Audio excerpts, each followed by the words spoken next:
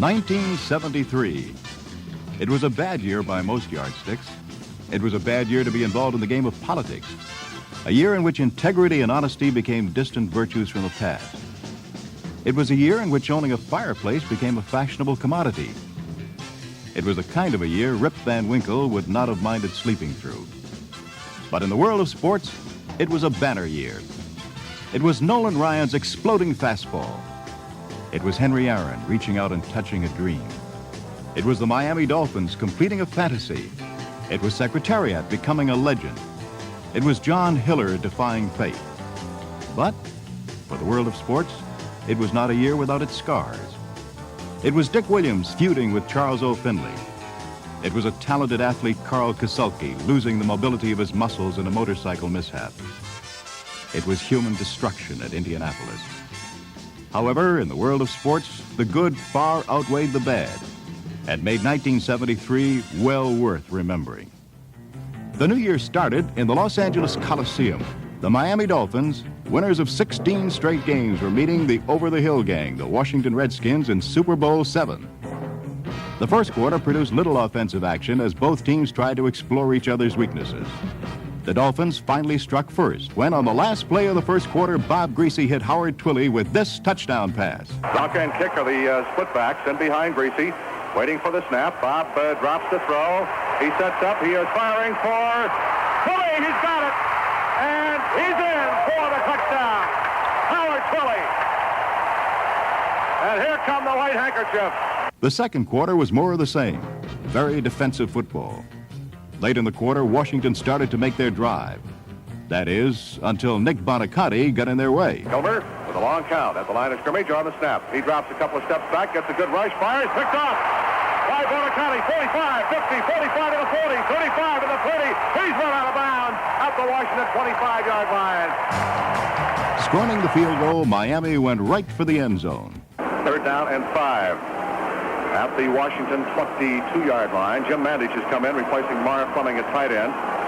And Twilley and Warfield split off the near side. The Dolphins haven't used any of their timeouts. Clock moving with 33 seconds. Greasy drops to throw.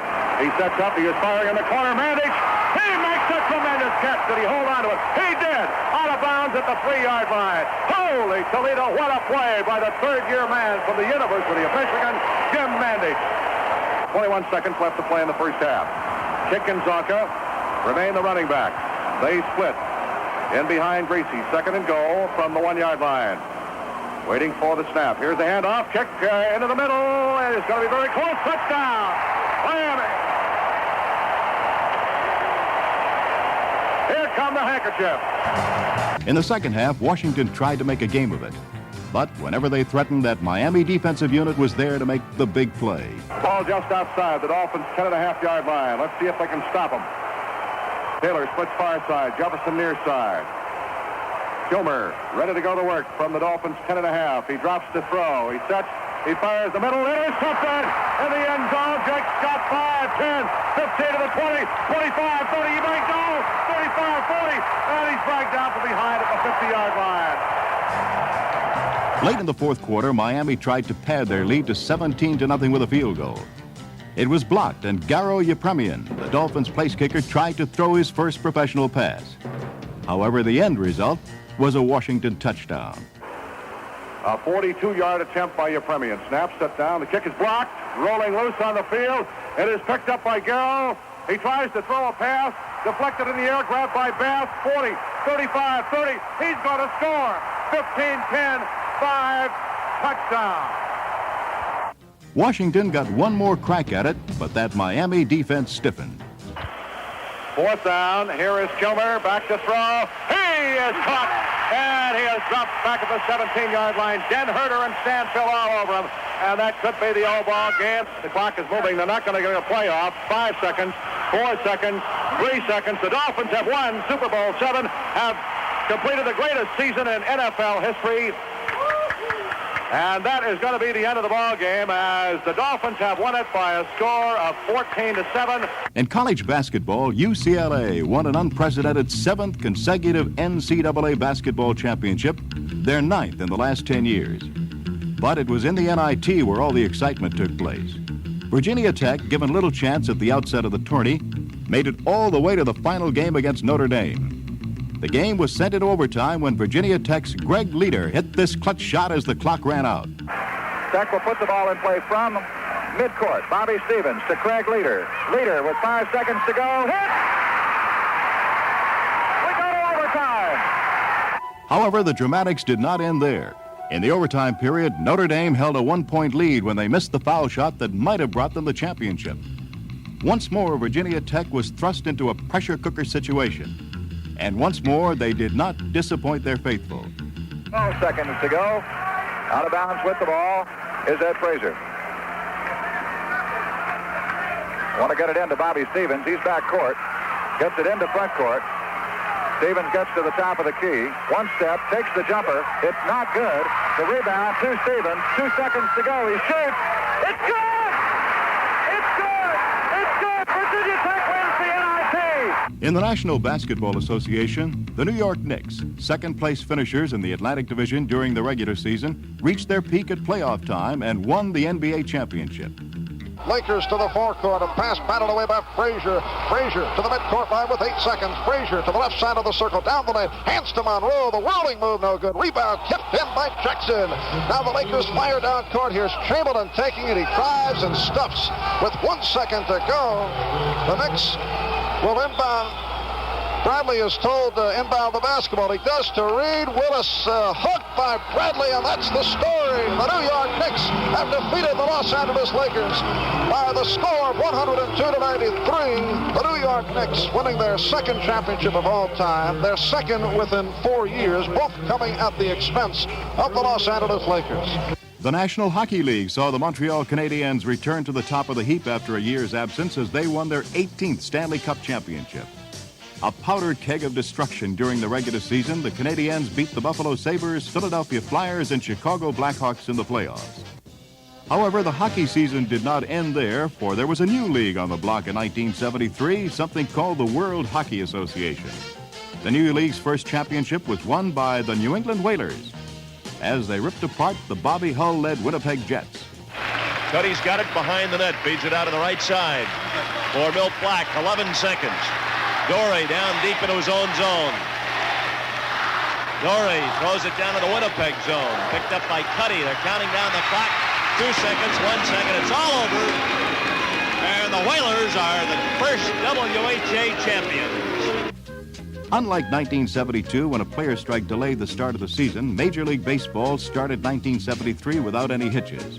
The American League, which had wallowed in the shadows of the National League for the past few seasons, decided to perk up their attack a little by introducing a batter who would hit for the pitcher, the designated hitter.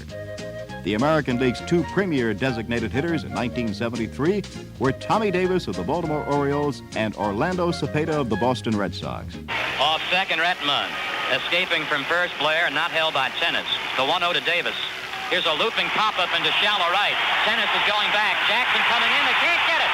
Retmund rounding third. He is scoring. Held up at third is Blair. Davis goes to second. Here's Cepeda, who would like nothing better than to make his first Red Sox hit a homer, which would win the game. Lyle swings to the motion and throws. Long drive to left field. It's up. It is gone. A home run for Cepeda to win the ball game for Boston. The sports success story of 1973 started to unfold in May. The place, Churchill Downs, Louisville, Kentucky. The event, the 99th running of the Kentucky Derby. The horse, Secretariat. Into the far turn. It's Shecky Green, Sam the challenger on the outside. Then Royal and Regal moving into third. Colback on the inside. Secretariat nearing the stretch with a quarter of a mile to go. Sham has the lead. Here comes Secretariat with a bull rush on the extreme outside. 3/16 to go. It's Secretariat and Sham. Sham on the inside. Secretariat on the outside. Shecky Green. Then 4 go. Way on the outside, our native. It's Secretariat out on the lead now. Secretariat has a commanding lead. Then Sham, our native. 4 go and Shecky Green. It's Secretariat showing the way. There's the wire. Secretariat the winner by 2. 2 weeks later, it was the Preakness. They're in the backstretch now. It's Secretariat on the outside. Ecolitage on the inside. Secretariat by 3/4 of a length now. Ecolitage is second. Then it's Sham moving on the outside with a bold rush. They round the turn. Secretariat holding on very easily. Sham is second. Our native third. It's Secretariat holding on. Sham the challenger. Our native in a cola ties. Secretariat out in front by about 3. It's Secretariat, Sham, and our native. It's Secretariat in front. There's the wire. Secretariat by 3. Then came the Belmont. Not since 1948, when Citation did it, had any thoroughbred managed to win the Triple Crown of horse racing. 6 times during that 25-year interim, a horse had won the first 2 legs of the Triple Crown, only to fall victim of the Belmont and its 1.5 miles. The skeptics were out in full force to watch Secretariat fail in his bid. It would be his most convincing victory. Secretariat at the 8th pole now, way out in front by some 20 lengths. Secretariat absolutely won. I don't know how far. I've never called a race where a horse won by over 25, and we won't know what the correct margin is. But Secretariat not only wins the 105th Belmont, completes the Triple Crown, but does it in record time, running the distance in 2 minutes, 24 seconds flat. Down in Atlanta, Georgia, a different kind of race was taking place during the summer of 1973. It was a man against legend, or so it seemed. Hank Aaron, the slugging star of the Atlanta Braves, was challenging Babe Ruth's career total of 714 home runs. Once thought of as a totally unreachable figure, Hammer and Hank kept inching closer and closer and finished 1973 just 1 home run shy at 713. On July 21st, Hank reached a major milestone when he became only the 2nd man in the history of the game to hit 700 home runs in a career. Here's Aaron. Runner second base. Fans in left field. Huge turnout in left field seats, bringing nets, hoping to catch a home run. The 1-1. Swung. There's a drive. Deep left field. This ball is going, and it's gone. 700 for Hank Aaron.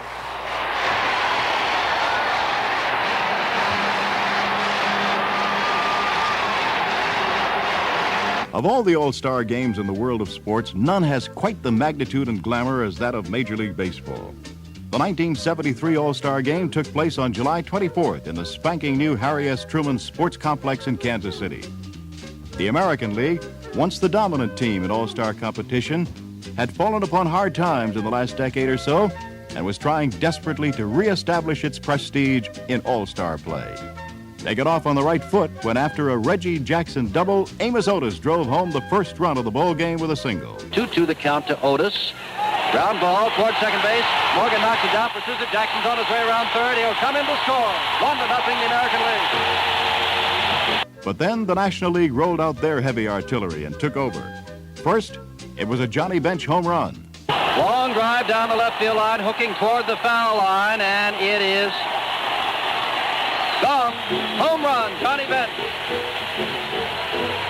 Just hooked around that foul pole. 333 feet down the line. Then it was Bobby Bonds' turn. 2-2. Pitch is hit to left field. Back goes Mercer at the warning track. Looking up, it's gone. 2-run home run, and has he done it again? It's 5-1, the National League. And finally, pinch hitter Willie Davis wrapped things up with this home run that clinched a 7-1 National League victory. 2 strikes a pitch, long drive, right field. Jackson looks up as he goes back, and there's the 3rd home run of the night. Willie Davis is clapping as he goes around first base. And it is 7-1, the National League.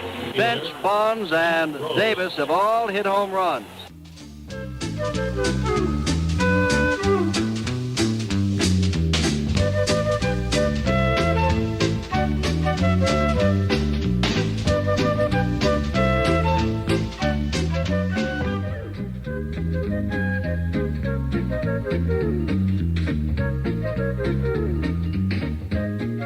It was September 22nd, and the day baseball feared would come had finally arrived.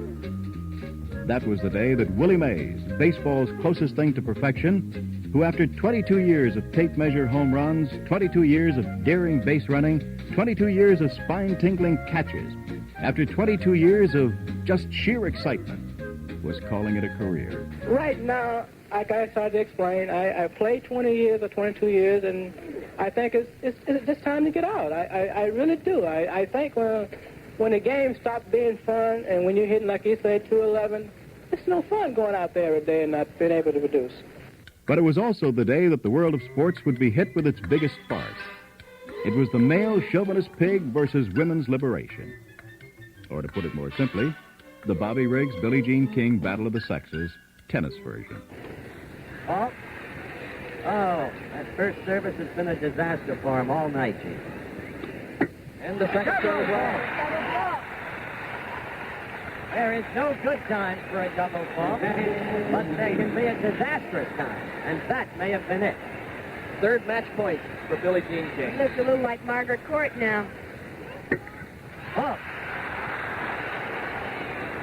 A lot of ladies would like to have this another double. It is over. Let's watch Bobby Riggs. Three straight matches held on the button by Will Barry. You like Bobby. He'll behave like a perfect gentleman. For the game of baseball, 1973 was a highly successful season. The introduction of the designated hitter rule, Henry Aaron's assault on Babe Ruth's all-time home run record, Nolan Ryan's 2 no-hitters and 383 strikeout season, 4 lively pennant races all helped make the dog days of summer just a little bit more enjoyable. The race for the World Series reached high gear in early October with the playoffs. In the National League, the New York Mets, who did not win their division until the final day of the season and finished just 3 games over 500, were pitted against the all-powerful Cincinnati Reds. No match, shouted the critics. The Reds would tear the Mets apart. But it was the Mets, who just seemed to have a knack for postseason play, that won the trip to the World Series. Buck McGraw and the New York Mets got out away from the National League Championship with Dan Greason coming up. Ground ball. Milner goes to McGraw. It's over. Here we come. The miracle has happened again. In the American League, the defending champion Oakland A's met the rebuilding Baltimore Orioles. The A's won, but it took them the full 5 games to do it. Hunter comes forward 2-2. Ground ball toward short. Campanera digs it out. Throws to first. The game is over. Oakland has won the 1973 American League Championship. Final score, Oakland 3, Baltimore nothing. The World Series started peacefully enough, with the A's taking the opener 2-1 on their home field. But Game 2, well, that was the day Northern California was rocked by a tremor, baseball style. With the game tied 6-6 and in extra innings, the Mets started to rally in the 12th. It started innocently enough when Willie Mays, who was at bat for the last time, banged out a run-scoring single. Here's the pitch. It is bounded to the middle. It's going to be a base hit, and Harrelson scores from third. McGraw goes down to second base and holds there, and the Mets take the lead by a score of 7-6 as Willie Mays singles through the middle, his second World Series hit. Then it happened. Mike Andrews, the A's second baseman, made 2 critical errors. And this World Series would never be the same. Lindblad working from the windup, and the first pitch to John Milner. Hit hard to the second baseman and booted to the legs of the second baseman. Mike Andrews, 2 runs to score. Ground ball again out to second. Coming over is Andrews. He fields the ball, throws wild to first base, and he pulls tennis off the bag and another run scored. So Mike Andrews with his second error of the inning, and the Mets lead by a score of 10-6. After the game, A's owner Charlie Finley tried to have Mike Andrews put on the disabled list, claiming he had a bad shoulder. Andrews signed a medical report to that effect, but he did so under duress. The A's as a team were in a state of siege. The outcome of the World Series now seemed secondary. In order to clear the air, Baseball Commissioner Bowie Kuhn was forced to step in and reinstate Andrews. Mike Andrews would make one more appearance in the World Series as a pinch hitter, and he would ground out. But he had to feel that the world was in his corner. Hard bounder, cut off by Garrett at third base, and he throws out Andrews. And Andrews gets a standing ovation as he goes back to the dugout. 54,800 plus stand here at Chase Stadium to give Mike Andrews a standing ovation.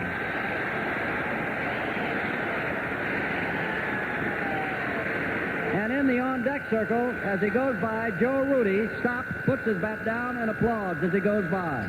Because of the traumatic events surrounding them, the A's were not their old selves once the scene shifted to New York. In the 3 games played there, the A's won only once. Game 6 was played back in Oakland. With the A's on the brink of defeat, Reggie Jackson, their offensive leader during the regular season, whose thunderous bat suddenly resembled a cap pistol in the series, finally broke out of his slump and paced the A's to a 3-1 win. Jackson led the American League in home runs and runs batted in. There's a drive to left center field. He could score a run. Jones out to take it off the wall. Coming to third is Rudy, and he'll score.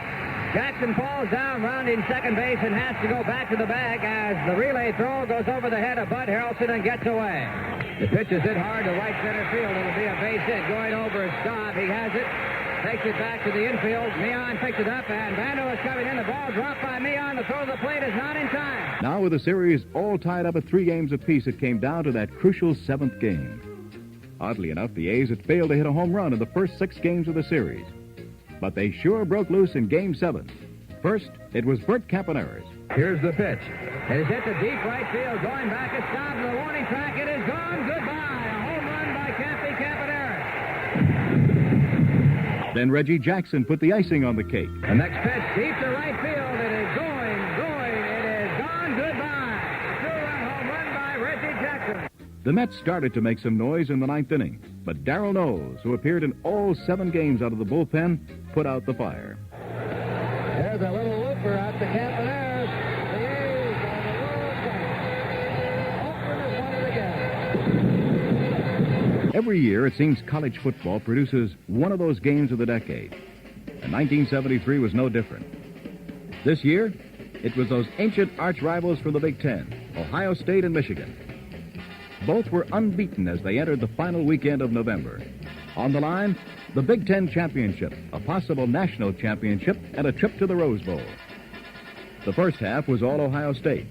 They scored first on a Blair Conway field goal. And then, just before the first half ended, freshman Pete Johnson put the Buckeyes out in front 10-0. In the second half, Michigan came alive.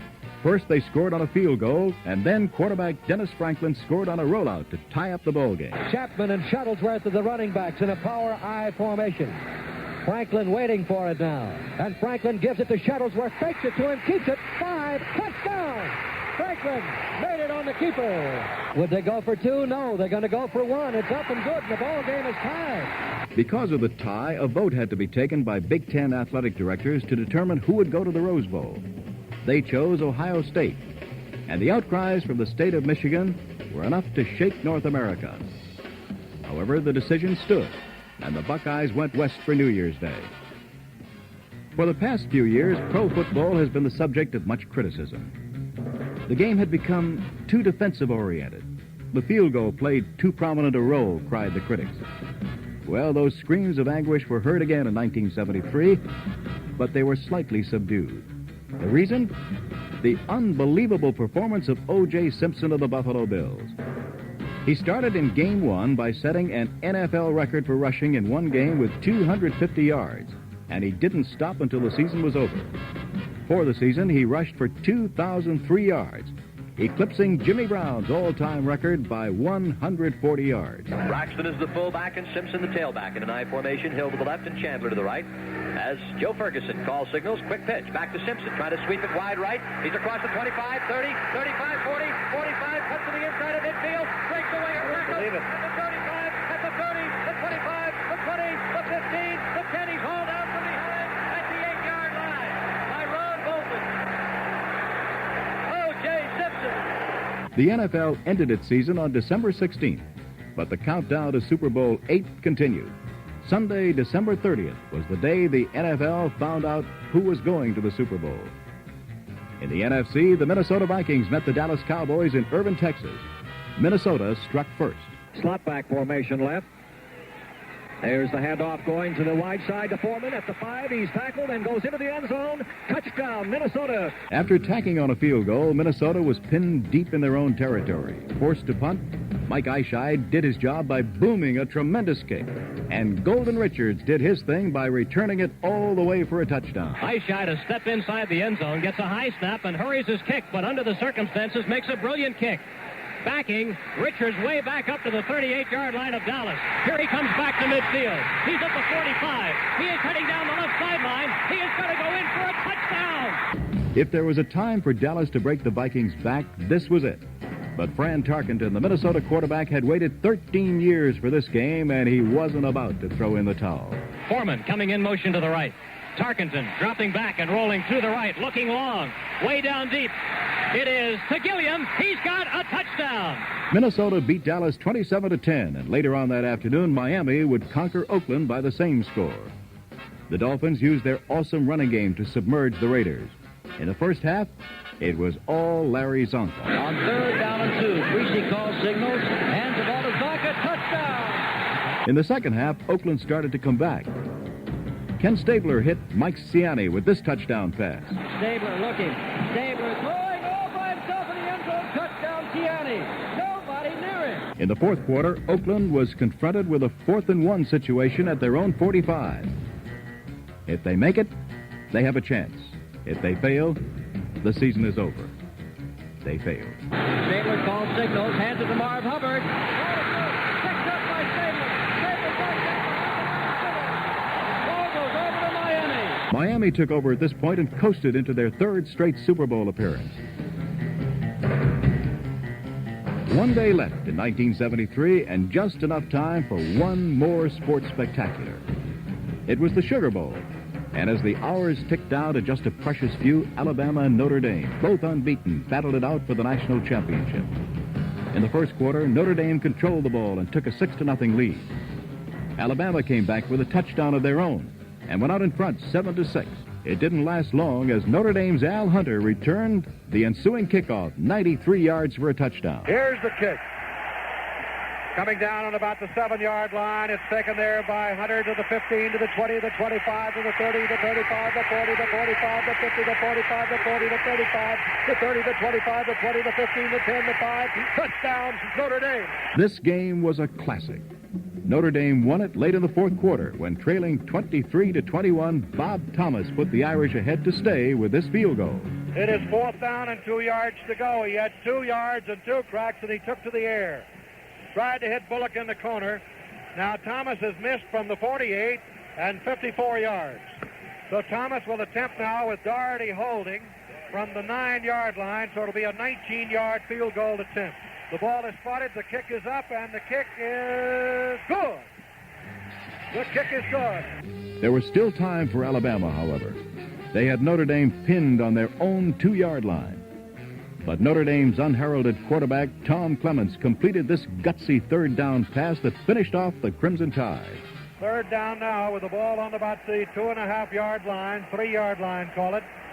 3rd down, about 8, and waiting for it now is Clements, and Clements gives it off on the counter play, and then he throws to the tight end. Weber's got it on the 35-yard line.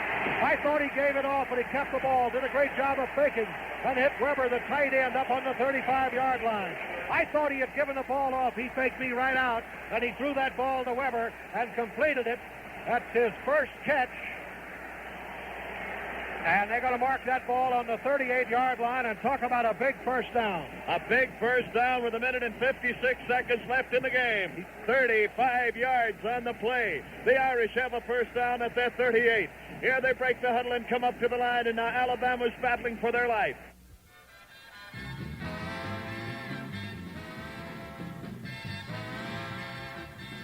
(1973). It may not have been a banner year for the world in general, but for the world of sports, it was one of those years that comes along once in a great while and is worth remembering. For the world of sports, 1973 was a very good year.